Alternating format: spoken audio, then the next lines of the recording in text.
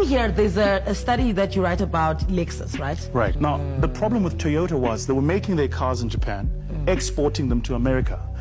And for the American person, or the average US person, it was still a Toyota.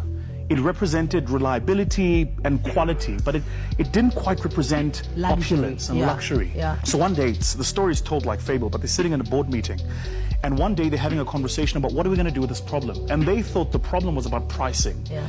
And out of nowhere, a little voice from the back said, this is not a pricing problem, it's a brand problem.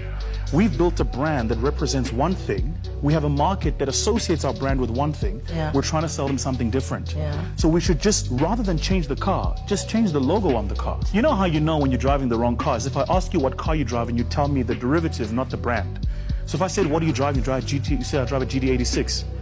You don't tell me I drive a Toyota Coupe. Okay. Right? Okay. Because a person drives an Aston Martin doesn't go, I drive a DB9 or a Vanquish. You ask, what do I drive? I drive an Aston Martin. I drive a Bentley. Do you get it? Not I drive like a Bentley. Yeah. I don't need to tell you if it's a Mulsanne or if it's Continental or it's a Bentley. So the boy says, change the logo. Yeah.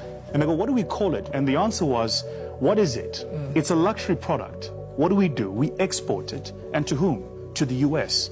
So what is this thing? It's a luxury export to the US. Lexus. It's a Lexus. And they created the brand Lexus. And now today, Lexus is the third largest luxury brand in the US.